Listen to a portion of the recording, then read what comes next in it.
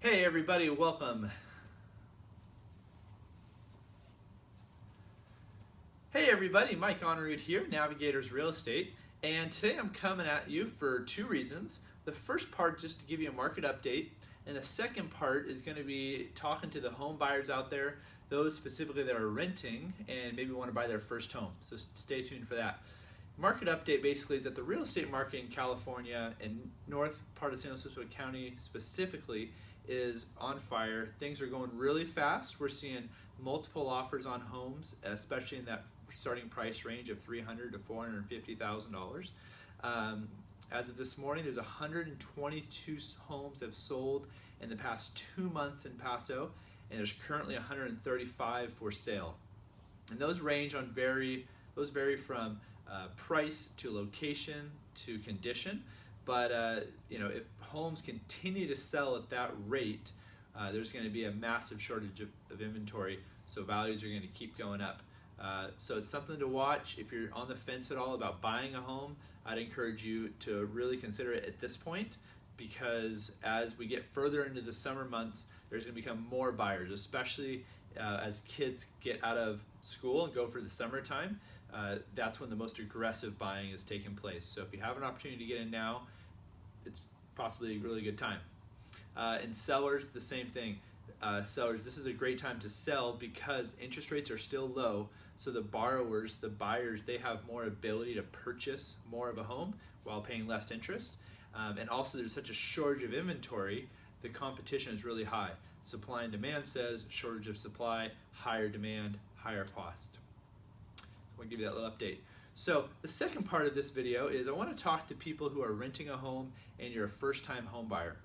And there's a strategy that I picked up somewhere along the way about a year ago, and I've implemented it with a few of my clients who are buying their first homes, and it's been really successful. So I wanted to share that with you today. We'll go through a couple little pictures or flyers that I wrote up. So a lot of you are renting homes. And what are the advantages of renting? As you know, flexibility. You have the ability to change homes. You have the ability to pick up and leave whenever you want. You can't do that when you own a home. Deferred liability. The water heater breaks, the toilet starts to run, the sink leaks. You can call your landlord and they can take care of it. Less to qualify. Basically, you just got to have some type of deposit and the ability to show the landlord that you can make your payments, and that's all it takes. There's quite a bit more to it in owning a home. But really the most specific thing that I want to talk about today was just the disadvantages, and I think you probably know a lot of this. So why rent? The disadvantages, the instability. Twice over the last month, I've had people call me who are renting a home. Their landlords either want to excessively raise their rent, gets them out of the home. They were paying, I think this one story was they were paying $21,000, they wanted to raise it up to $2,600 a month, and it's not a good investment for that tenant, so they're looking to buy a home now. You get no equity, you make monthly rent payments, and all you're doing is putting the money into somebody else's savings account, your landlord's savings account. You don't ever see that money ever again. Regulations, a lot of people have dogs and they have pets or horses, and you know that you can't go to any rental and tell them you have dogs, and the odds of them taking you is a lot less. A lot of people say no dogs. When you own a home, that's not an issue. No financial incentives, things like tax rebates. We'll talk about that more in a little bit, but there's no financial incentive to rent a house. Okay? So next, I want to talk to you about a strategy on how to buy a home. So the first thing is, prepare now to own by making payments to yourself. And this is a strategy that we're going to talk about. And if you can do this, you can buy a home. And the strategy is not simple. This isn't a way for just anybody to buy a home. It does take work and it does take persistence, and something you have to really focus on. And then ultimately, the question is, do you want it bad enough? If you really want to own a home, which leads to a financial future, think in 30 years it's paid off, right? Let me say that again. You buy a home today for $350,000. chances are in the next 30 years it's going to appreciate significantly. If you look at history, if history repeats itself, it's going to raise value. Let's say it gets up to 500,000 or more. In 30 years, time you retire, that is paid off. Now you have an asset, a piece of real estate that's worth 500,000 bucks that you can retire on. No more payments besides property taxes. You could sell it and have that money go travel. A lot of advantages to home ownership, and that's ultimately what we're getting at. Okay, so now real numbers. You probably can't see the photo. I'll figure out another way to get it to you. But this is a home I just sold. We're going to close escrow on it next week. It's a great property on Park Street, downtown Paso. It was a 3-bedroom, 2-bath, 1,525 square feet, 2 stories, built in 2005, and we just sold it for $350,000. So what's that mean to you? Drop my paper. So follow along with me as I talk this out. So the strategy basically is that I want to teach you right now is to start making mortgage payments for your home today.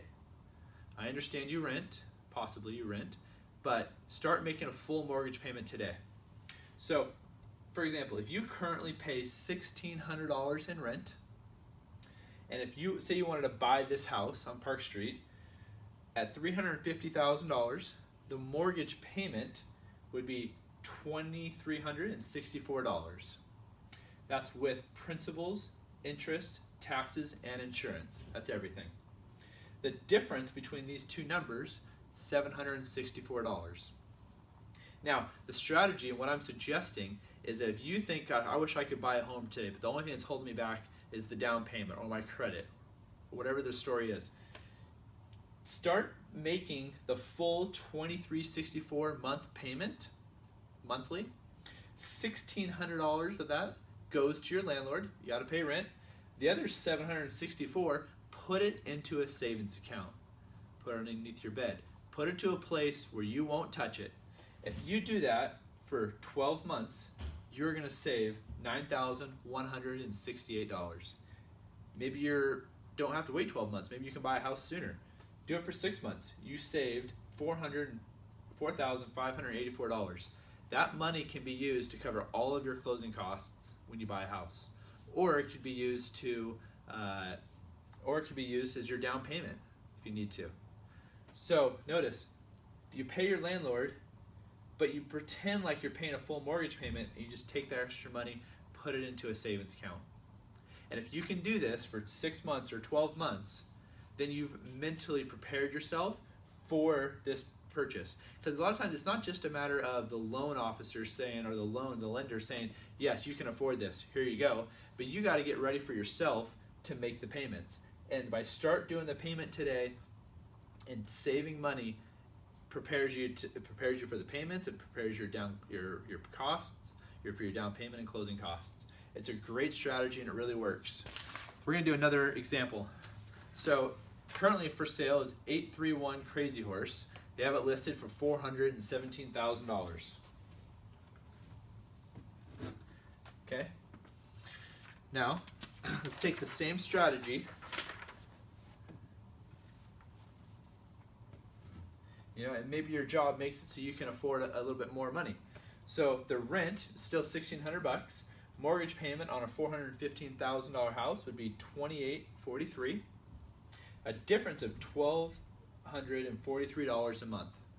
Okay, save that for 12 months, and you're at $14,916 that you've saved. That'll cover all of your down payment, and it'll cover part of your closing costs. So finally, I want to give you some final tips. When owning a home, there's more things to talk about. There's things like the financing side and finding the home, but go shop for that home. That's one of my first tips, is when you see open houses, go walk in them. Even if it's not in your price range or your area, just go walk inside it, envision yourself living inside that house, and that'll keep your motivation levels up.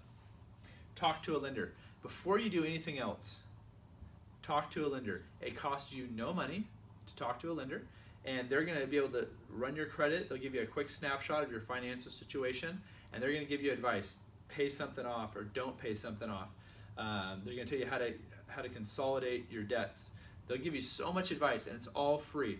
Anybody who's serious about buying a home, it should take you 20 minutes to call a lender. Let me know if you need advice. I can put you in the direction of a good lender, and they'll teach you so much information that it'll prepare you for the future. So make that phone call. Don't take on new debt. That's the first thing the lender's going to tell you. Don't open a Kohl's credit card. Don't get a new car. Don't buy a boat. Don't buy jewelry on credit. If you want to buy cash for any of those things, more power to you. Just save up for it and buy it with cash. But don't finance it if you want to buy a home, because a lender's going to look at all that stuff, and ultimately they're going to look at something called your debt to income ratio. We'll talk more about that later. And then one of my favorite quotes: figure out what you want, reverse engineer it, and then just do it. Figure out what you want if you want to buy a home, reverse engineer it. How are you going to do it? Talk to me, talk to a lender. Let's just do it. And that's the biggest tip, is just keep moving forward. So I hope this helps. The big thing here is save money. Pretend like you're making a full mortgage payment now. Pay your landlord, put the rest in savings, and just get educated. So I hope it helps. If it does, please share with others, and call me at any time. Have a great day. Bye-bye.